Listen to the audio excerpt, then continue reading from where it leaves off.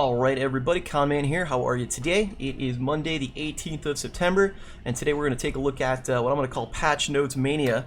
The reason for that is today there were two sets of patch notes that were released. The first set that we're going to talk about is for an upcoming balance patch, as you see here by the title. It's an upcoming balance patch it's going to be in the live server on the kel'thuzad patch. It is not live yet. It will most likely be released tomorrow, Tuesday or Wednesday, so the 19th or the 20th. That's usually when they put these things in, but who knows with Blizzard. It just says later in the week. So this will be coming through first. There's a number of balance changes and some small bug fixes that come along here, so we'll talk about that.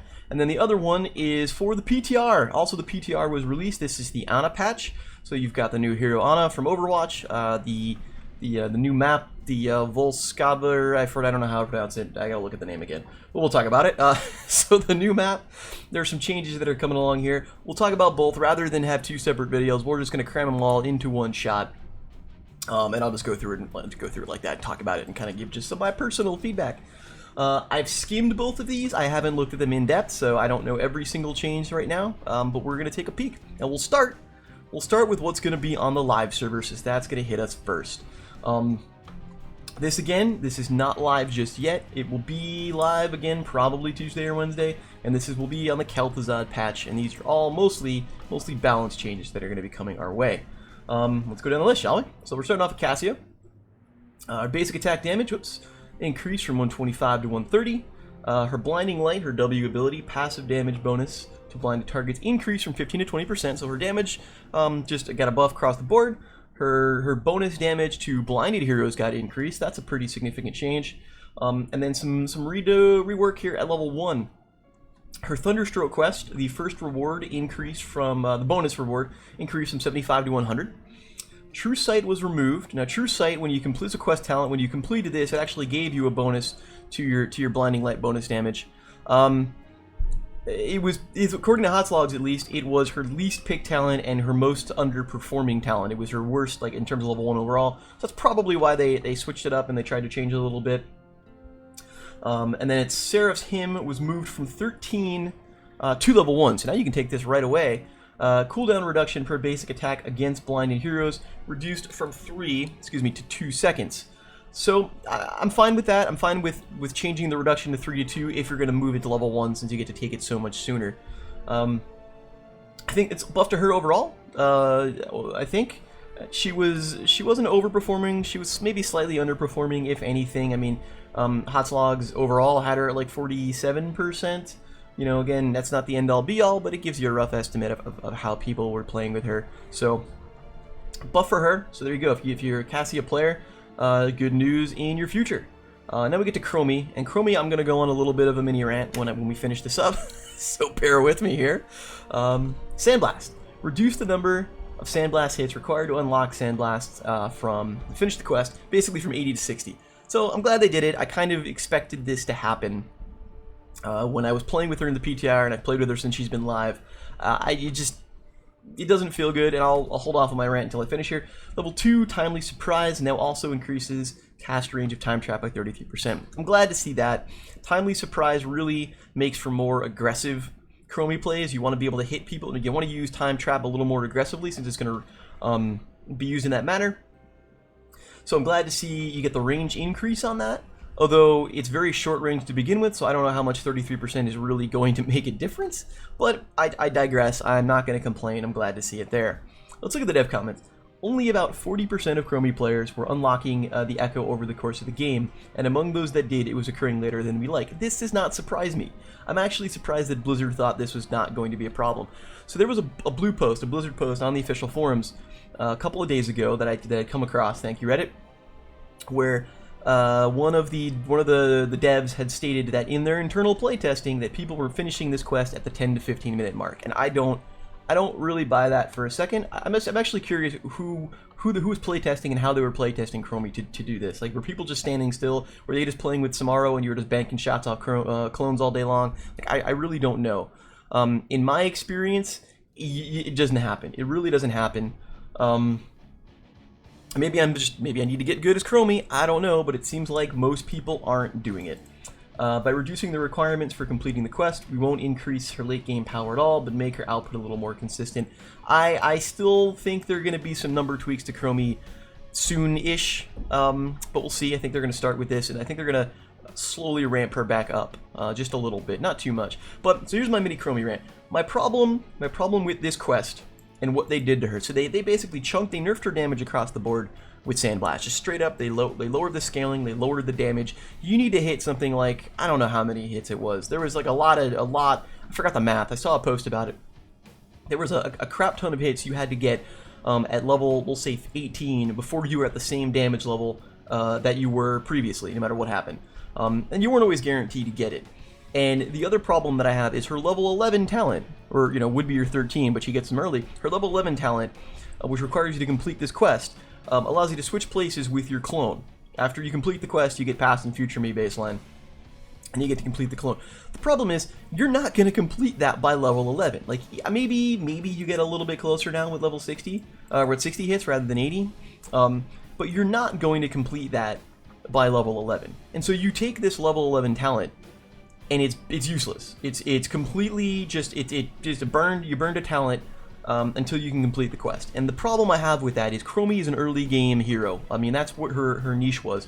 You get all of your abilities 2 levels earlier. You get bronze talents at level 2. You can get your heroic at level 8, and that's a big deal. And you want to take advantage of the fact that you get these talents early.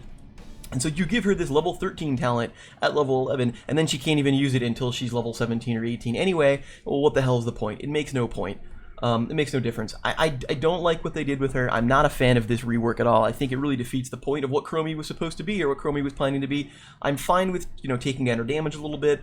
I understand why they took away her talent that increased her range. That can make her unfun to play against, especially when you get bombarded, through the fog of war when you can't see it. So, I begrudgingly accept that makes sense in the bigger picture of the game. But just the current design just boggles my mind. It's completely useless. And also, if you take something like Bronze Talons is a really great talent, and having to get combos with your Q really defeats the point of taking Bronze Talons. You don't want to, and it defeats the point of good Chromie play. You don't want to fire. It's a short cooldown, and it's a relatively low mana cost, so you don't have to face check the bush. You can just fire your Sandblast into a bush and see if someone's there. If somebody's going away and you're not sure if you're gonna get them, you can fire that off. There's a lot of things that you can do with your Sandblast that now you're maybe a little hesitant to do because you don't want to blow your combo. And I think it's I just don't think it's in the spirit of what Chromie was as a hero. I'm not a fan of it. I don't like it. I do hope they change things coming up. I still expect more Chromie tweaks in the future, either in terms of numbers or in terms of the way the quest works. It's just, that's my rant. We'll let it go for now. All right, moving on. kel'thuzad. Okay, so he got a number of changes. He was the new hero, of course. You get a number of changes. Let's take a look. So Frost Nova, mana increased by 5. Chains, mana increased by 5. Frost Blast, the cooldown was reduced. Shadow Fissure, had its damage reduced slightly, 440 to 400. Cooldown was increased by 5 seconds. The mana cost was increased. Okay, so mana cost across the board, and they rebalanced the ultimates a little bit to make Frost Blast slightly more attractive. Okay, fine with that. Let's go through the rest of it. Level 4, Phylactery. Quest requirement increased from 10 to 12 globes, so no changes other than more globes to be completed. Okay. 7, Accelerated Decay, bonus damage increased. Glacial Spike, damage reduced from 220 to 60. That's a big change. Delay before the spike spawns increased from 1/2 to 1 second. I'm gonna kind of talk about these all in one shot after I read the dev comments here. Level 13, Chains of Ice, slow duration reduced to 1 second from 1 1/4. It's not a huge change there, but the slow amount is decreased from 70 to 60%. So it still has overall the same effect, but it's slightly less effective than it was before. And then at 16, Hungry and Cold, the bonus damage reduced from 60 to 55. So I want to talk about basically all of these. So Glacial Spike, Chains of Ice, Hungry and Cold, all of these were the abilities that you would take for that burst that burst build, that kind of that one shot, you know, kel'thuzad burst build that people were complaining about. Also, they reduced Shadow Fissure. Let's read the dev comments. I'll mention it. As expected, there is a fairly large discrepancy between KT's performance across the entire game versus players who are getting experience with him at a higher level. His win rate has climbed more than most of our other heroes. He's up to 50% overall. Let's look. This is today, 49.7 across all leagues. He debuted at like the mid 40s, low 40s. So he's gone up a bit. You see, he's got, you know, 2.5% increase. I'm gonna go back over here.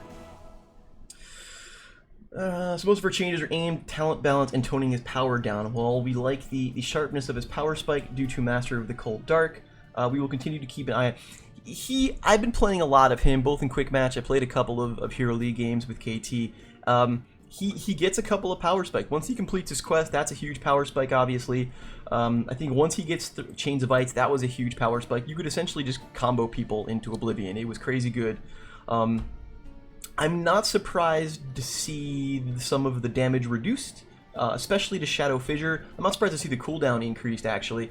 15 seconds pretty much means you can use it whenever you want. You can just spam people. Like, I would go along the map. I would be on my way to a map, on my way to an objective or something, and I would see enemy heroes all the way across the map on my mini-map, and I would just go over, fire it off, and just keep walking. I'm sure it dismounted me, but I just get right back up, and maybe I missed them, whatever. You know, if I miss them, okay, well, by the time I get to the objective, it's going to be ready to fly again. And if I hit him, well, now I just chunk their health.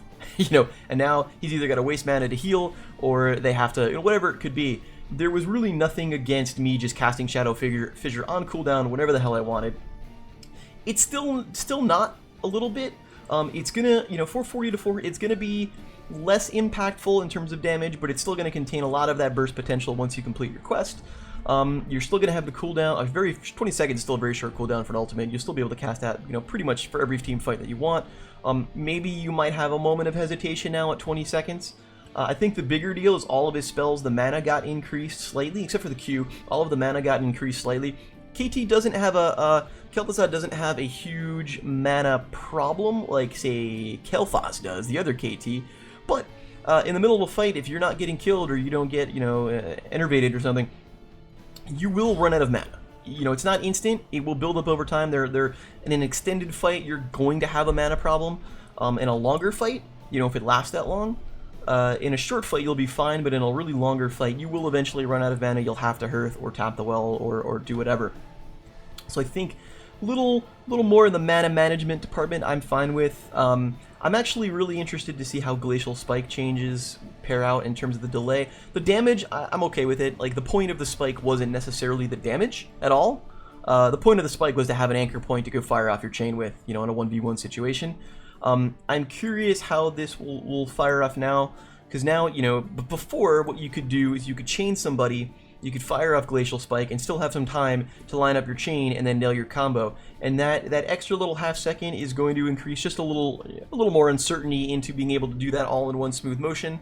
Or being able to lock somebody in place because it is a terrain object, kind of be able to block them in place there. I think he's still, you know, I think, you know, that burst build is still going to be strong. No doubt about it. I think if you're skilled in kel'thuzad and you can just land the chains on a regular basis, you're going to be very, very powerful. You're maybe not going to be quite as blatantly oppressive as you are now. You know, the king, you know, the Q build is still pretty good too. Lots of damage over time there. It will add up. I'm fine with all of this. I don't think anything here is too outlandish. I think this is one of those ones where they just turn the knob slightly and see where it goes. Because he's still rather new as well. So here we go. Butcher. Basic attack damage increased back up to 125 to 130. Health scaling increased by 0.5%. Health regen scaling increased by 0.5%. We'll be continuing to keep an eye on it. We believe the Butcher's quest tuning is appropriate. He has seen a significant drop in win rate in Hero League since our last round of changes, because yeah, that made a big deal. They were pretty big changes. So he felt it was appropriate to increase his late game health so that he can keep up with other heroes who often get many tools to survive his initial damage in team fights. Okay, so that's fine. Again, another one of those little slight adjustments. No complaints too much. You know, really, same thing applies to Butcher. CC him, keep him dead as long as possible. Don't let him build up his quest. That's kind of what you do. For all, Base, maximum health increased. His regen increased. Developer comment for the Horde. There you go. Straight buff to Thrall, he just gets harder to kill because he's got more health. So fantastic. Nothing, pretty simple here. We get some Brightwing changes, and it looks like there's a bunch of them here. Okay. Soothing Mist, healing aura range increased from 6 to 7. Nice. That's good if you like Brightwing. So you get further range on your heals. Blink heal cooldown reduced from 10 to 9 seconds. Level 1, Dream Shot, new functionality. Increases the range of Arcane Flare by 50%. Hitting an enemy hero at the center portion reduces the cooldown of Arcane Flare to 1 second. So you can kind of like spam that if you're landing it on a regular basis. Hyper Shift. Cooldown reduction per hero healed increased from 2 to 3 seconds. That's actually kind of a big deal for a lot of these phase shift builds. Unfurling Spray has been removed. Interesting. Arcane Barrage at level 4 was removed, which kind of comes in there with Dream Shot. Peekaboo. Revealed area radius reduced from 20 to 15, so it reveals less of an area, but it also grants pixie dust to the target. So it's okay, that's just a thing. And then level 7 Phase Shield added functionality now applies shield to Brightwing as well as her target, and that's pretty strong. Well, Brightwing has been seeing a bit more play recently. Her talent tree has had some low-hanging fruit that we wanted to trim. Granting her a slightly larger range of Soothing Mist will free up a more impactful choice at level 1. Addition of Arcane Barrage's functionality into Dream Shot should also make that talent a bit more exciting, to pick up. Overall, we were looking at giving the Fairy Dragon a few minor buffs and adjusting some talents in order to increase parity amongst her talent tiers. I'm okay with this. It's fine. I really like the healing range. I think that's a big deal. And I'm actually quite. I took Hyper Shift a lot just because it was fun to do, and so that will help out. Being able to not have to worry about when you're gonna be shifting in and out, because if you're with your heroes and you're healing them, this is gonna really tick up very quickly and allow you to phase shift more often. So I'm actually looking forward to this. I want to check out the new Brightwing once this patch actually goes live. Not even the new Brightwing, the adjusted Brightwing. Alright, Lieutenant Morales. Base maximum health increased from 1520 to 1605, so we got our health increase, regen increased. Healing Beam, energy regen cooldown reduced from 3 to 2 seconds. You can no longer redirect Healing Beam to a target that is already being healed by your healer. I'm not sure what that means. That seems more like a bug fix than anything else. I don't know how that would work, but okay.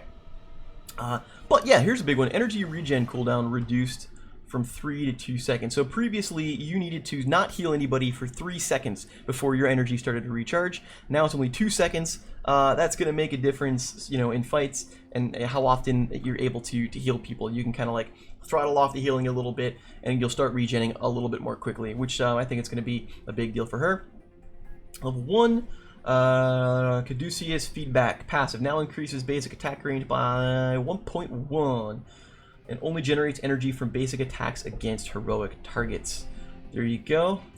I don't know if that's new. I don't actually know if that's new or not. Let me take a quick peek here. We're gonna look at the medic in the background. Bear with me for a moment. Our talent here.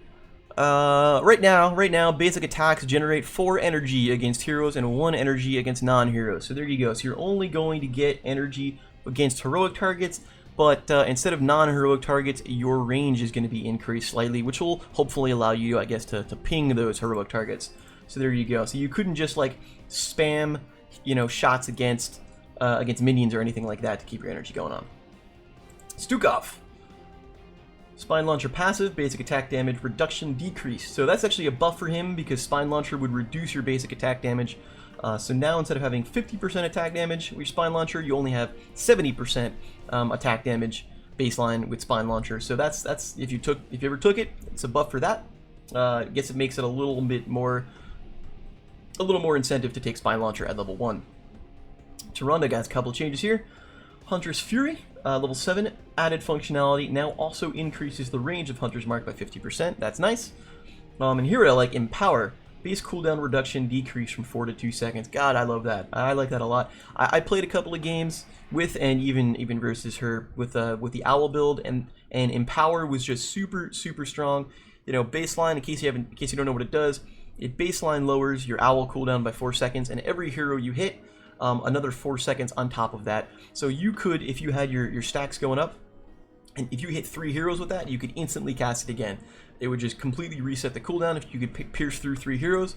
And if you had heroes grouped up, you really just come from long range, as I stutter through my words, you really just from long range could just spam that owl if you kept hitting heroes. It really made it tough to play against. Very, very obnoxious because there was very, very little counterplay to that. So this is going to mitigate that a little bit. You know, you're still going to be able to cast it often enough, especially if you hit people, but not quite as obnoxiously as you could before. All right, Chen, and I don't know what's going on here. They keep Chen is another one they just keep changing around. Grounding Brew at level 1 is removed. Okay, and then at level 7, Purifying Brew. Cooldown. This one, if I remember correctly, this was originally something that was a level 20 talent, and they pulled it all the way to level 7, and then they like super increased the cooldown. So now they're going to reduce the cooldown again. Cooldown reduced from 45 to 15 seconds, and it also grants spell armor while channeling Fortifying Brew. Dev comments, we realize how difficult it is for most Chen players to pass up Brewmaster's balance on tier 3. Yeah, it's pretty good talent. We moved a powerful level 20 down to compete with it a couple of patches ago, but the data is still showing it as an underperformer.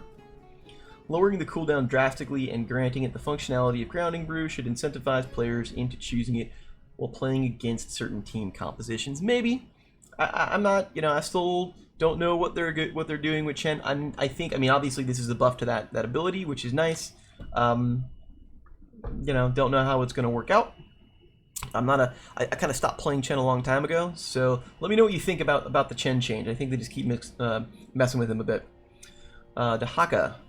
Basic attack damage reduced slightly, and Dark Swarm tick damage reduced slightly. So small tweaks on the downside to Dahaka.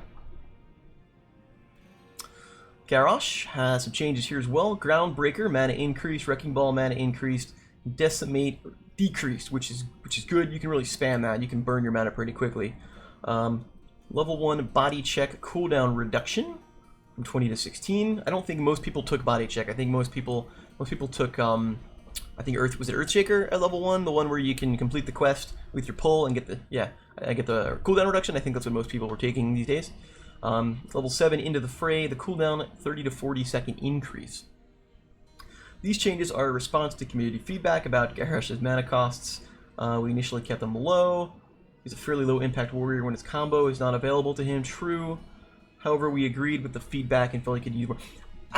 I'm fine with the sentiment. I still, for the life of me, don't understand why the hell Garrosh uses mana, because he's a freaking warrior. Why he needs mana, I don't know. Yeah, that's fine. You'll see how it goes. You know, just something else for him to pay attention to. You know, he's very hard to kill, so he needs something to manage other than his health, and I guess if mana is it, then there you go. I'm curious if we'll see some more body check builds with the cooldown reduction, though. Leoric. Entomb. Cooldown reduced by 15 seconds. So they had to increase this in the patch, and now they're going to take it down again because March of the Black King was super good. Super good comparatively, so hopefully this will bring it a little bit more in line. And then we'll get some bug fixes. Let's take a quick peek, not too much here. Tooltip issues, great. Alarak casting Counter-Strike will display silver health bar, okay. Frost Armor. Fix an issue that could cause Leoric to become invisible after exiting Sakara's Devouring Maw. Okay, hadn't seen that. Wave of Light.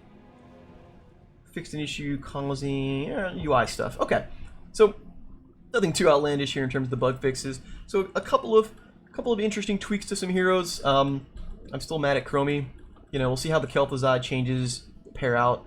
If you're a KT fan of that burst build, you probably have a day or two from this recording to play with him at his full power before he gets toned down a little bit. So take advantage. All right. With that being said, let's look at the PTR. We'll switch right over to the PTR as I rearrange my seat a little bit. So this is live on the PTR right now. You can play. I will probably, after this video, hop on the PTR and go check it out and take a look at some stuff and maybe make some play with some Anna, play with some whoever. Stuff got reworked. I'll play with the new map. Mumbly mumble mumble. You get what I am saying. Okay. Patch also includes changes that will be released to live servers later this week. You can find those notes here, which I assume is where I just was. Yes, okay. So for this patch, interesting, this patch already includes these changes on the PTR. So there you go. If you want to go check out the I didn't realize that. If you want to check out these changes that I already talked about over here, go in the PTR right now, and then you can play with them. So fantastic, cool. So I might do that as well. Check out some Chromie and see how she plays. Check out the adjusted KT and see how he plays. Anyhow, what do we got? We have General. We have an event, Pachamari Mania. Open loot boxes and be the first team to find the golden Pachamari. I don't know what a Pachamari is. I assume that's an Overwatch thing. I have no idea. I'm gonna feign ignorance here. Like actually, it's not even feigning. It's real ignorance. I don't know what the hell it is. At the end of the match, beginning of the match, loot boxes will spawn around your starting area. Okay, so it's like one of those special events. Collect loot boxes and spawn. Cool. First team, order the quest rewards. Find 2 golden Pachamari. So you get some flair. Some emojis and a banner and some things. Okay, so there you go. That's cute. I like it. Let's do it. New hero, Ana. I'm going to mostly skip over a lot of this. I'm not going to go through. Okay, they're not going to give me the whole rundown, so let's talk about it then. She is from Overwatch. I don't know what she does. I'm not really an Overwatch player. She has a sniper rifle, so she shoots you. Her trait is Strike. Basic attacks apply a dose to non-structure enemies, dealing an additional 44 damage over 5 seconds, and it stacks up to 5 times. Okay, so it's like a poison for basic attacks. I don't know how much the stacking actually applies. Is it 44 plus 44 plus 44? Because that seems like it would be oppressive. Oppressive, not impressive. Oh, I guess both, but yeah. Okay, so it stacks up to 5 times. We'll see how that works. Basic abilities, Healing Dart. Fire a dart which heals the first allied hero hit. Biotic Grenade. Toss a grenade at the target area. Allied heroes are hit and get healed and receive 25% increased healing for 3 seconds. Enemies hit take 60 damage and receive... Oh, it shuts off their healing. So there you go. That's going to be your counter to like crazy, you know, double support meta. Could be Ana right there. And Sleep Dart. Fire a dart that sleeps the first enemy hero hit, rendering them unable to act for 3 seconds, which will break instantly if the target takes damage. Cannot be used in vehicles. So there you go. I assume that is mostly what her kit is about in Overwatch. I don't know. Again, I don't really play Overwatch, so if I'm wrong, tell me. But all the other heroes seem to get ported over pretty close to what their actual kits were, is my understanding. Nano Boost. Here's her heroics. Instantly boost an allied hero, restores some mana. For the next 8 seconds, they gain 30 spell power, and their basic ability cooldowns recharge 150% faster. That seems pretty strong in the right hands. Oh man, I would love to see like a kel'thuzad boosted 30% spell power on top of what he's already got. I can imagine that will just be super strong. You know, you get somebody who does high spell damage, KT, kel'thuzad, Chromie maybe, although she's got to land her stuff. Maybe a Genji's Dragonblade. Dragonblade, that's ability damage. So yeah, that'll be pretty powerful. A lot of things I can see comboing in with that. It doesn't show the cooldowns. I don't know what the cooldowns are here. I have Horus. Assume a sniping position, gaining the ability to fire up to 8 specialized rounds with unlimited range. So a global, kind of a global. I assume it roots her into place, a la Nova's triple tap. Rounds hit at the first allied or enemy hero structure in their path. Allies are healed. Enemies are damaged. Deals 50% damage to structures. And Ana is unable to move. There you go. Okay, so yeah, it'll root into place, so to speak. You can't do anything. Could be interesting. Again, I don't know what the cooldown is offhand. Haven't had the chance to look at it yet. I will do so soon. Seems interesting. I'm curious to see how both of these actually play out. Pardon me. Too much talking. Not enough, a little scratchy in the throat there. All right. New map. Volskaya. There we go. Volskaya. That's how you say the thing that I didn't say before. So this is the new map. So there's a couple of... It's a 3-lane map. There are a couple of control... I'm going to skip through most of this. There are a couple of control points.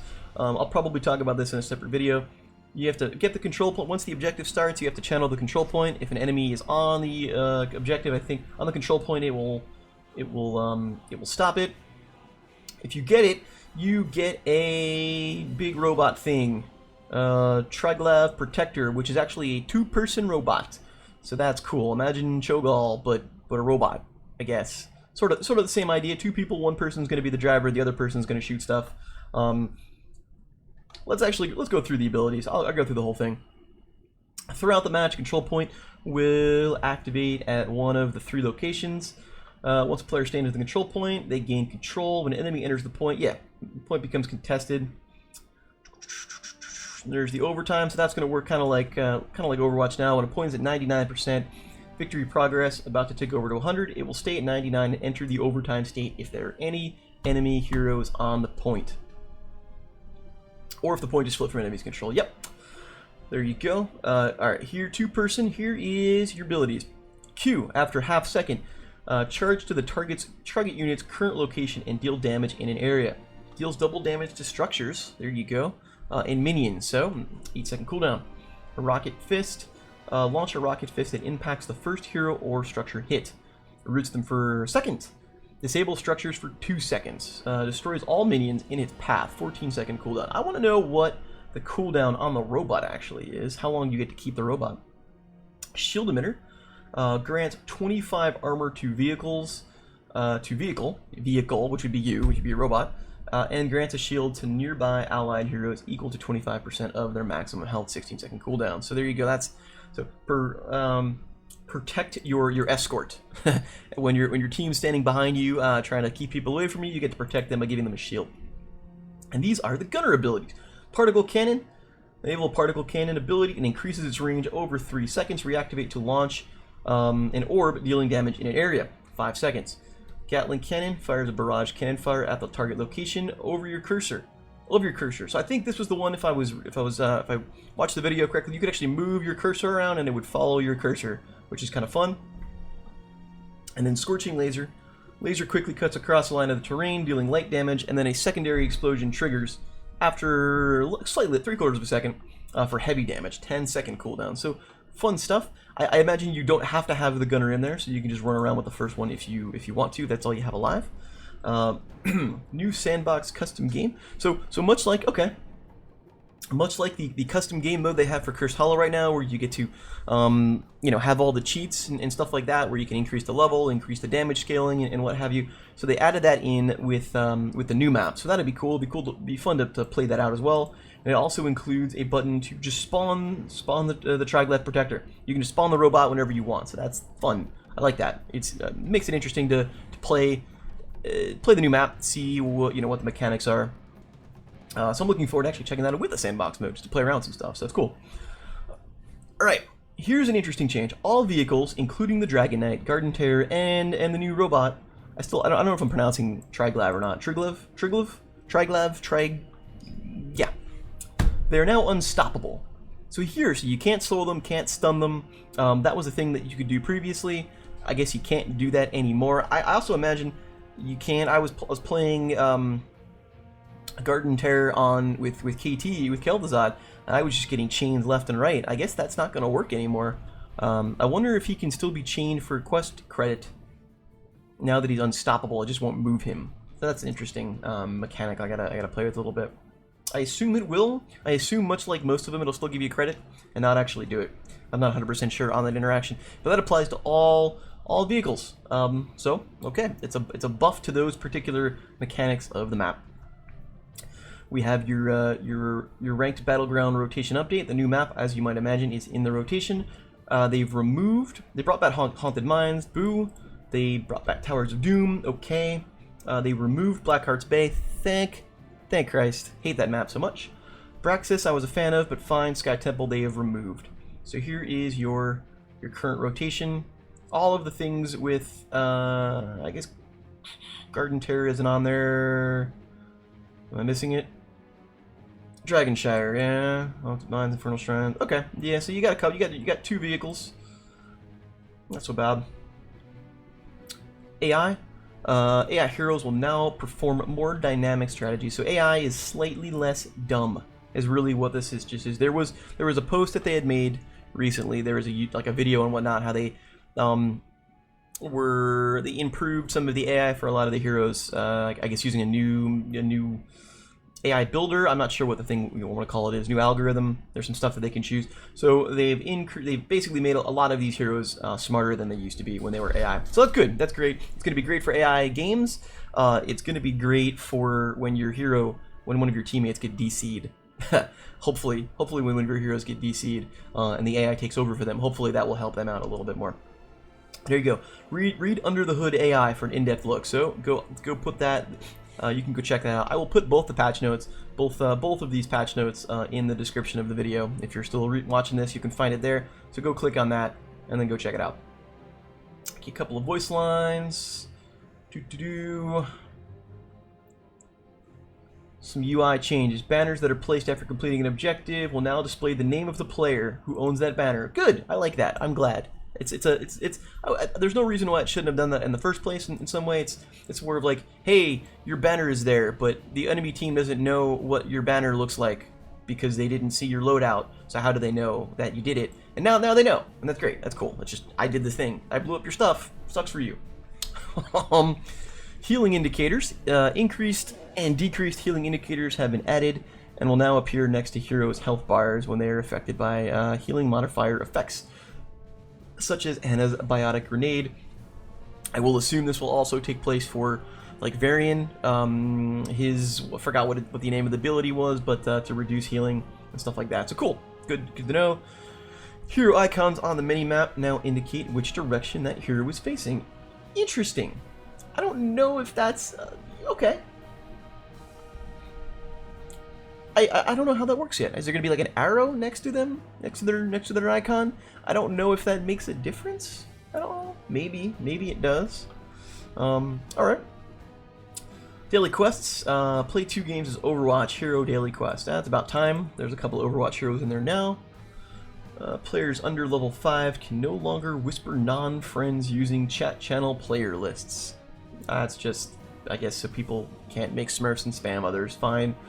However, players under level 5 who receive a whisper from a non-friend player can whisper that player back. Alright, we got some changes. Chromie Time Trap now has a unique minimap icon. Cool. I mean, it was sharing the same icon as I think Lunara's Wisp. So now it'll be different, which is fine. Falstad. Flight will now go on a 10-second cooldown when it is interrupted, including self-canceling. Flight now is an allied chat announcement. Fair. I like it. Holo decoy, range increased. A couple of changes here for Nova. Remote delivery removed. Holo stability. Increases the cast range, sight range, and duration of Holo decoy by 100%. And this is level 4. Level 7 anti-armor shells. Basic also added functionality. Basic attacks now also decrease the physical armor of your target by 10. Well, there you go. Finally, anti-armor actually does what it says it's supposed to do. Level 13 psionic efficiency range increased by 15%. Dev comments: we made a few changes to our Resident Ghost, mostly targeted at fixing some underperforming talents. Aside that, we figured that we may as well point anti-armor shells, into a direction more benefiting it. I'm actually curious why these changes, since these are basically balance changes, didn't make it into this patch. But they're on the PTR. Maybe there's something that they're still looking at here. I don't know. Good question, though.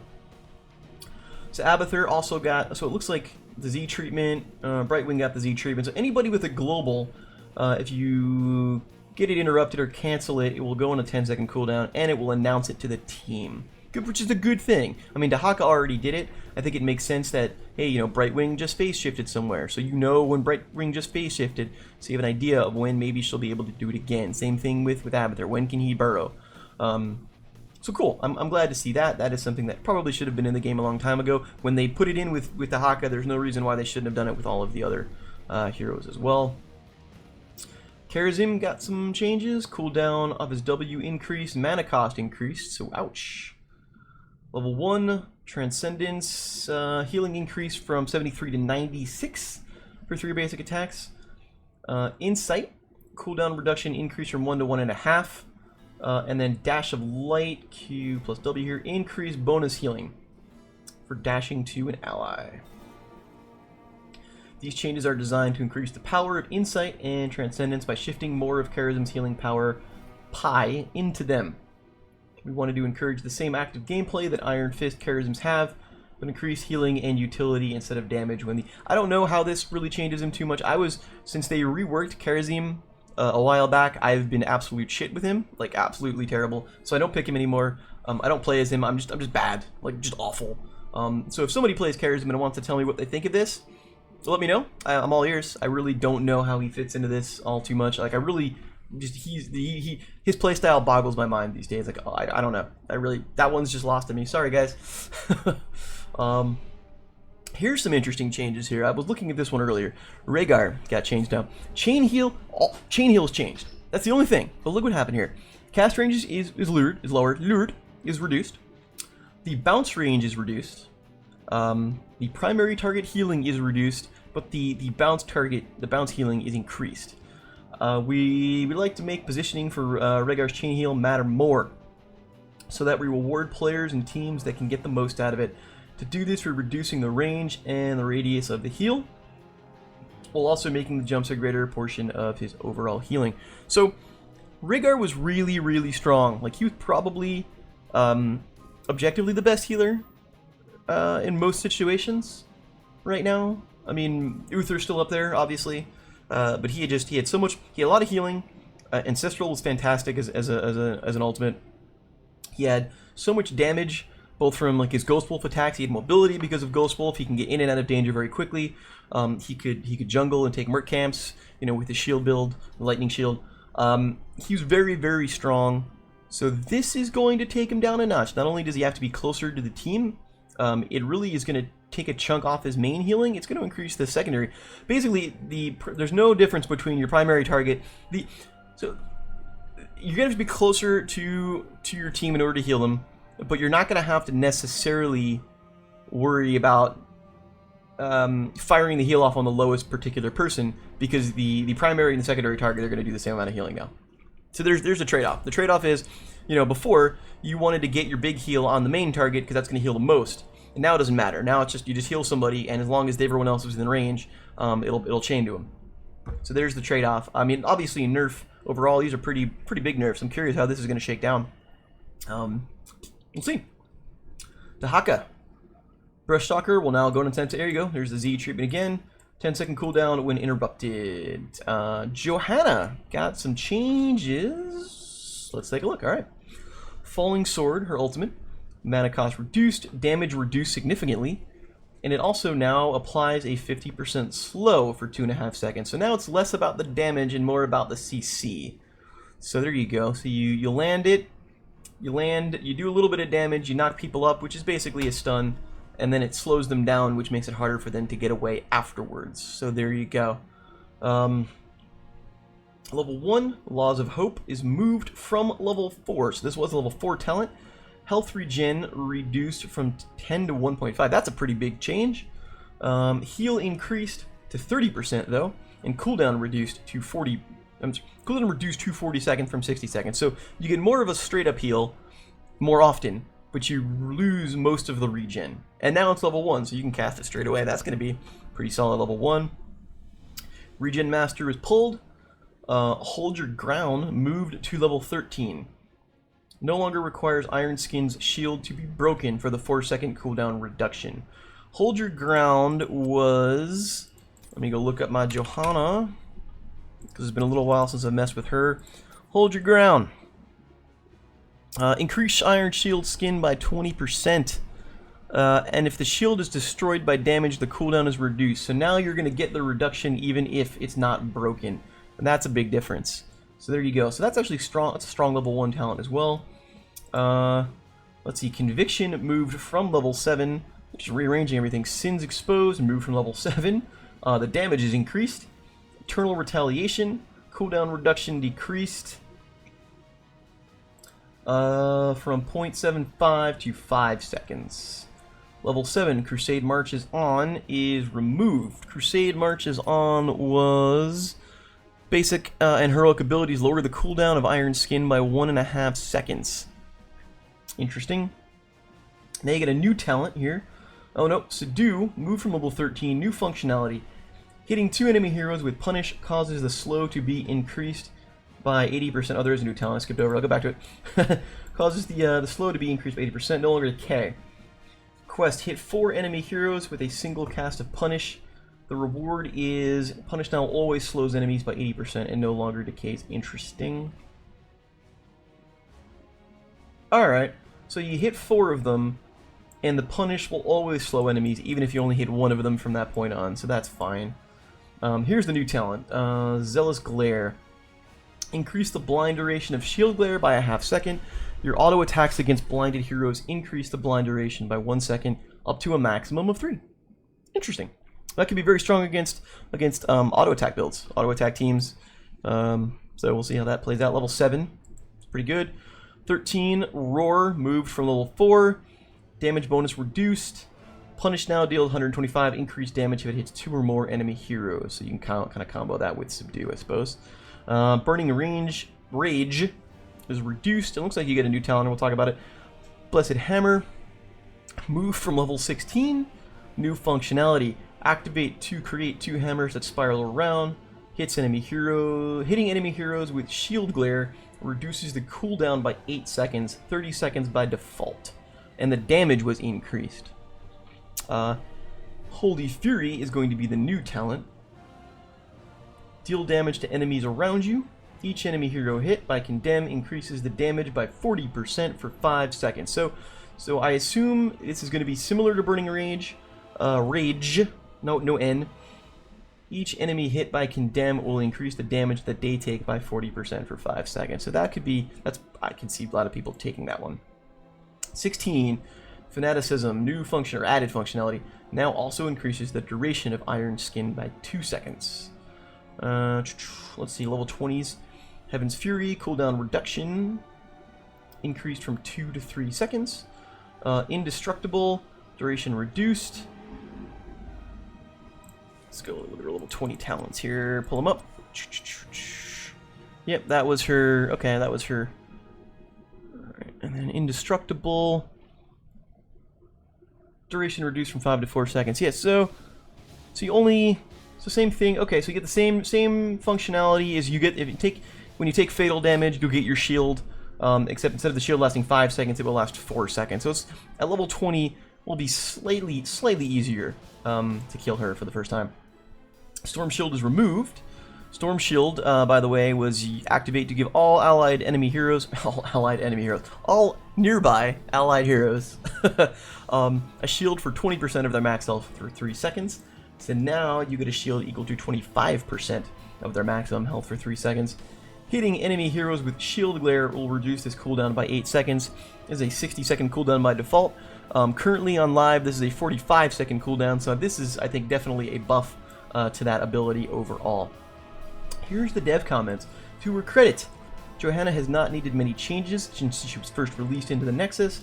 Her talent, pick, and win rates have been fair compared to most heroes, and she almost always has a place in the meta. While she's not in dire need of changes, we saw an opportunity to spruce up her talent tree and give her some more interesting options to choose from on various tiers. I love this. Well, she's not in need of dire changes, but we wanted to change her anyway. Well, I'm curious how this is going to play out. I want to see this. I'm going to check this out on the PTR. How it's going to change now that they moved a bunch of stuff around. So they'll have some interesting decisions to make, with Johanna. So that'll be something to play. It looks like that's all the balance adjustments. Loot chests purchased via the loot tab will now only grant rare loot chests. A+, I like it. Okay. Celestial Steed has been removed and replaced by a Celestial Raptor, so that's neat. So maybe I will buy some loot chests for shits and giggles once this goes live. 1,000 gem reward for reaching level 5 has been removed, and you need to do it before this hits. So if you're watching this, and you're thinking about coming back, just log in and get your stuff before the PTR hits. The welcome bundle has also been removed. Wah, wah. That's too bad. That was a good one. New skins for everybody. Anna's got some stuff. Varian's got some stuff. All the stuff that we saw, I think, in the in-dev video. Lucky Asmodunk. I don't know how that's gonna look like. That's probably just a reskin. D Haka, fantastic. That's a great one. No, okay. Illidan's Nightmare, finally added to the game. Invisible Horse, I have no idea. Celestial Raptor, as we talked about, a couple of bug fixes. Let's see, Battlegrounds. Anything special here? Tri-mode, okay, Tri-mode great. Rite of Raksha will no longer be placed on a dead target if it was just cast as the hero took fatal damage. Great, love that. I hated that. I played a lot of Alarak, that was a pain in the ass. Fixed an issue that could prevent Diablo from traveling with his shadow charge target if another hero stood between Diablo and his target. Wow, didn't know that was a thing. Glad they fixed it. That's good. Diva, if you break the destructible barrels, you will no longer place the ability on full cooldown. Fantastic, because it wasn't actually damage.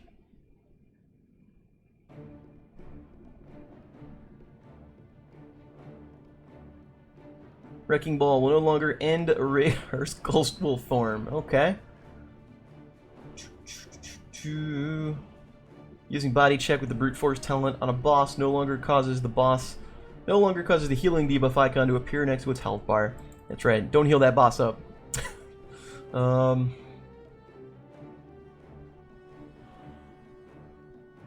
Lots of bug fixes. Abilities that can interrupt dive, like Li Ming's Wave of Force, will no longer cause Illidan to become briefly unresponsive. I didn't realize that Wave of Force could do that, so that's good to know. It makes sense, though.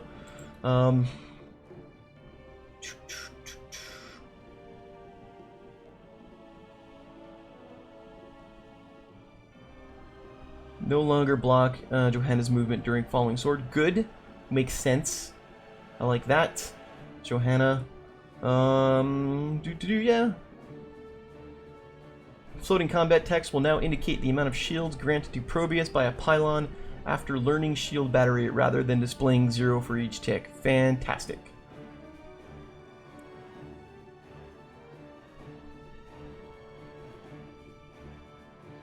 Abilities that can move heroes no longer remove weighted pustule from the affected hero, which also makes sense, so the good fix. Withering Fire can no longer target destructible barrels. Man, those barrels in Blackheart. I hate Blackheart so much.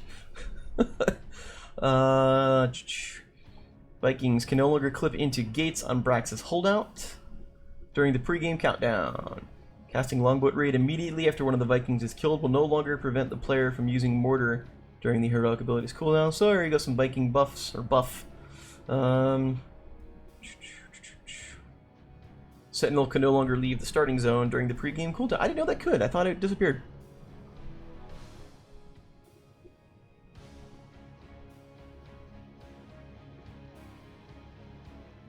Cool. So I like lots of bug fixes in the PTR. That's what I like. I do like to see that a lot. Hotkeys, Dragonite, and Garden Terror will now correctly follow force move commands, so that's cool as well. So yeah, there's the PTR notes. Interesting changes. The Johanna change, I'm curious how that's going to play out. Nothing major in terms of the balance stuff here, but it looks like all of the other balance things are on the PTR right now if you want to check it out. I will probably hop on in a little bit now and see if I can get my hands on Anna and see how she plays. Anyhow, I will post the URLs, post the links for both this patch and this patch in the description, so feel free to go look down, and take a look. And I'll see you soon, hopefully with some Ana gameplay footage. Alright guys, thanks for watching, take care.